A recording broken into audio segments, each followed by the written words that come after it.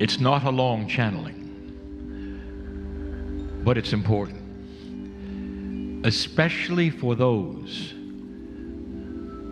who would call yourself old soul, or would sit here or listen and say, I am indeed a worker of the light. If you have come across this particular message, dear ones, and you don't know what an old soul is or a light worker, and you don't call yourself one of those, this may be a mystery. But we are talking mostly now, to this particular group in this city of Columbus, Ohio.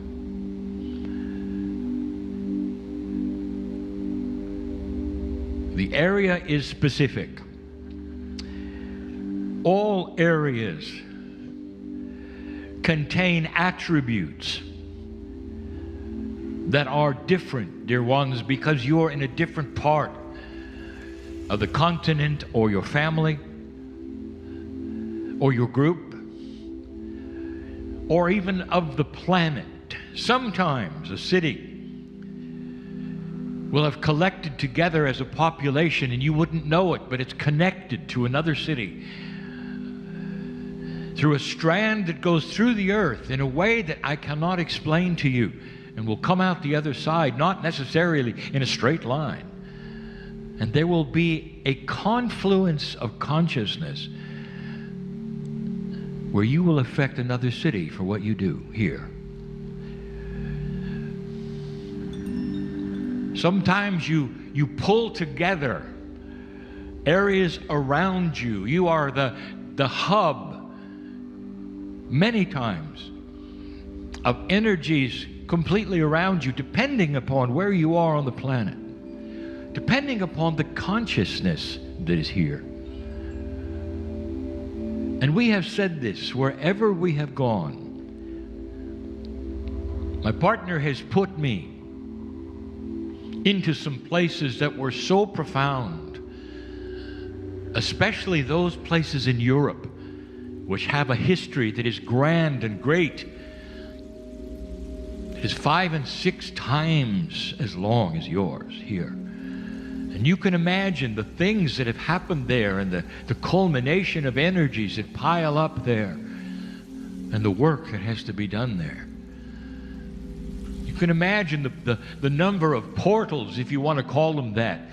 They're focused energy points that might move around there, that light workers like you are put there for, so they can work with them. Again, I tell you, if you've just come across this message, that's going to sound odd and strange. How do you work with a portal? And the answer is carefully.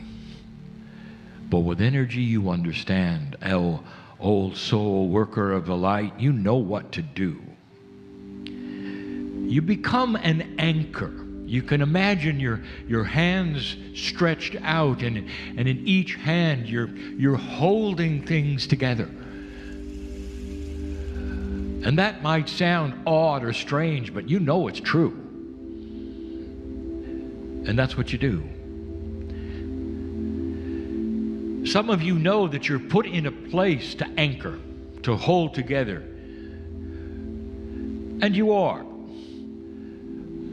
And you stay put because of these things. Others of you feel that you are here to create an energy or hold an energy that perhaps would change if you weren't here. Now that's the simplest form of this I can give you. It's complex. Some of you are the New Age gypsies, and you understand you must move around. And the moving around is because you have something to offer wherever you go. And you might come to one place and you know you're finished, and you go to another. This is a great consternation, perhaps, to your partners. We're happy wherever they are, just in time for you to say, we're leaving. But this is an old soul's intuitive attribute. It borders on mastery, that of knowing what you're doing, why you're here. In the audience, there are channelers, there are healers, there are readers. But you all are what I'll call creative energy. You're all creative, all of you. Creatives are a special breed. Old souls, not all of you, understand this. Some old souls are very linear because they must be in order to fit in with the rest of the earth. And your part in all of this is to carry that which is beautiful and practical and lovely to your workplace, to your children. To those around you who perhaps would never be in a meeting like this. And you wouldn't understand holding energy for the planet. You'd understand creating a loving energy in your workplace. You might be concentrated on 5 people or 10 people for most of your life, and you will affect them, dear ones. And then there are others that feel the burden of thousands. And both of you have tasks which absolutely are commensurate with your consciousness. And that means that you're never given a metaphysical task that is beyond that which would be the desire of who you are. I want to take you for a moment to the consciousness of an artist. Let's make it a painter or a composer or a sculptor or a writer. And they all have something in common. They're creatives. And I want to tell you what their process is. And some of you will relate to this, listening or hear. And here is the process. It takes several hours, sometimes, to work your way into a pure creative energy. Let's say you're a composer or a writer. This is very common because there are more of you than sculptors and painters. And you get to that place and in comes the flow. And boy, can you feel it. Now, at that moment, at that second, you know what's happening. And you're flowing with it. I'll tell you something that I know that no one would know unless they were standing there, observing there. Sometimes you're laughing because it feels so good. There's joy in the flow, and you're writing and you're composing, and you know it. And in comes the magic of the intuition. And you go, and sometimes hours will go by, and you're not aware. You're just going. Sometimes you'll miss a meal, or 2 or 3. Sometimes a day will go by. And if there's no one to interrupt you, you'll stay in that place, and out will flow, and out will come beauty. What's the worst thing that could happen during that time? And the answer is the phone rings. Or someone comes into the room. Because that's where you want to be alone. But at some level, you know you're not alone. You're not alone at all. There is something with you that supports you. And in that support, dear ones, there's not anger or seriousness, there's joy. Because you're in the flow. Now that's a creative human. It has nothing to do necessarily with being a channeler or being a healer. And yet it does, because they are channeling their work. A writer, a painter, a sculptor, a poet, they're all channeling their work. And if you stop and you analyze and ask any of them intellectually what truly is happening when you're in that state, every single one of them will tell you it's a state where I receive things that are not my own. They come from somewhere else. Some of the most beautiful melodies that will stick with you for life have come from that place. From composers both alive and passed over that will come back and come back, both in classical and popular music, channeled. And when you sing them to yourselves, you'll feel a little bit of that peace and the joy, won't you? It soothes your soul to hear them over and over, doesn't it? That's the power of channeling.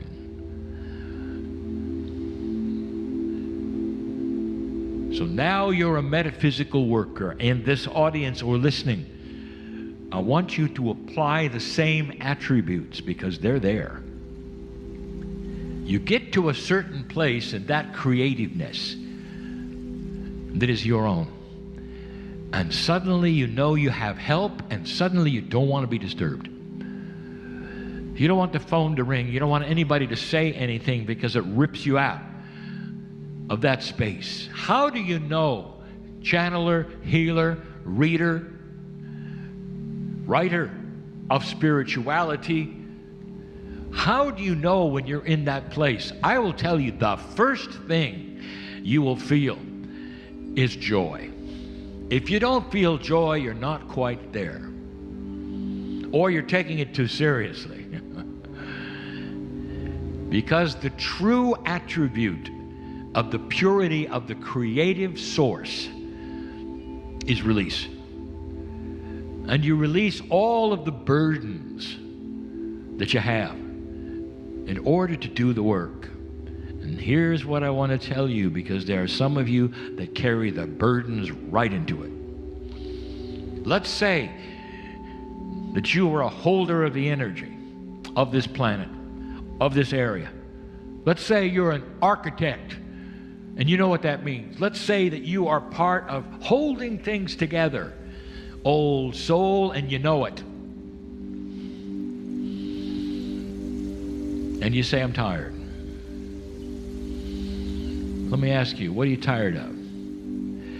When there's joy and there's magnificence and you're working the puzzle in those attributes, how can you be tired of joy? And the answer is because in the old energy, it was a lot more work than it is now. Did you hear what my partner said earlier today about the energy has changed and your relationship to it has changed? Therefore, holding things together doesn't require heavy lifting anymore because you have changed. Your magnificence, dear ones, is amplified in this new energy. If you don't know that now, it's time you did. It's time you claimed it and stopped being tired when you hold the energy. And understand that there is joy here. It's a place where you want to be. An old energy idea is that it's exhausting. There used to be an idea that if you saw a channeler, the channeler would sit in the chair, and by the time they were done, they were exhausted. Ask my partner. He gets out of the chair, and figuratively, he wants to go to the disco. It's invigorating. Later in the day, he'll crash. But right afterwards, it's invigorating. I have told him this. I said, when you sit in that space, you don't age. Stay there. You sit in that space where he is right now. There's a bubble around him. Then he's not going to age. Not when he's sitting in the chair. Not when he's doing this. Because there is a bubble around him. A creative bubble that says, things are different. There's a sacred creative energy that sits upon you. And there's joy that comes in. And you can't help but tell all those around you that it's there. Healer, listen, it's the same. When you walk into the room, reader, it's the same. The one sitting in front of you, perhaps you've never seen them before, they walk in the door. I want you to suspend all of those thoughts that say, well, here's what's going on with them. Well, I'm looking at their face. Well, I feel this energy. Instead, I want you to suspend it and go to that place of joy and read them. And their mouth will hang open when you tell them their life. Because that is the power you have in this new energy that you didn't even think you had. Healer, I want you to think of what you normally do, and I want you to multiply it 2, 3, 4 times and expect that. And don't be shocked when it happens. All of you, no matter what you're doing, old soul, light worker, no matter what you're facilitating, astrologer, tarot reader, whatever you're facilitating, whoever it is, the human being in front of you, I want you to expect something far grander and greater than you have ever seen before. This is an energy since 2012. It's only 7 years old, and already you feel the amplification. The amplification is you. Because the darkness of this planet is starting to subside. And there are those of you who say, wait a minute, I don't believe it, I watch the news. And we'll say it again. Did you really expect an angel to come down and touch the planet and everything would be just wonderful? In a practical way, you're experiencing a 12-year reboot. And that means that all the darkness, all the issues, all the problems that have all been there will come oozing out of the woodwork in ways you never expected, will shock some of you. The issues that you're having, whether they're in politics or business, that are brand new, whether they're in social things that are brand new, and you're watching the darkness ooze out and expose itself finally. That is what I'm talking about. And you're going to see more.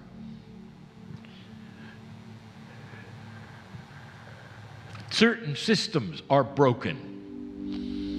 And you're realizing that. They're not working like the design was in another energy. They're not. You got to redesign them. Some of them have to almost completely break before you can fix them. And some of them, you'll catch them in time. But that's what this reboot is about. Meanwhile, if you're a light worker, if you're a healer, if you're a channeler, all that you are will start to enhance. And some of you will start to ask questions. What's happening? I've told you this before. Isn't it odd that when things change, especially spiritually, the first thing a human does is say, what did I do wrong? You realize, don't you, that's built in. Change, especially spiritual change, often comes with an attribute that will poke the self-worth of an individual into a place where they'll say, I'm not really certain I'm doing it right anymore because it's changed. We told you before that it's like the radio station you were tuned into. The spiritual station has gone to a higher frequency, but your receiver hasn't. And the idea is find the new station. And there'll be many of you who say, well, how do I do that? And it's so simple. Ask where it went. And say, dear Spirit, I want the new station. I'm standing ready with all the talents of an old soul. Show it to me. And it won't be long before it tunes itself in. But you got to be ready for change. You can't say, well, tune me to the new station and keep everything the same. But you do, don't you? Human nature does not accept or want or like or realize change. Not really. And so this is the plea to those in the audience, to the old soul, to anyone listening to this who is a worker. Open yourself up to things you don't expect, and don't cling to what always worked. Expect more. There's 2 people sitting in front of me right now that have a project that you're thinking about doing. And there's worry. Will it work? Will it not work? One of you tried it before and it failed. My message to you too, go for it. And you will find an energy open up that you didn't expect, because it's time, dear ones. The path has been greased with the 2012 energy, with the darkness starting to diminish. The light is coming on. Projects now will succeed where they didn't before, on an individual basis. Things are different. Things are different. This message I've given before, and I'll give it again. I'll give it again and again, because so many have to hear it who have come into this planet or are now realizing why they're here and what's happening to them. Blessed is that human being who wakes up to the magnificence of who they are and what's possible in the joy and the love of God at this time on the planet. And so it is.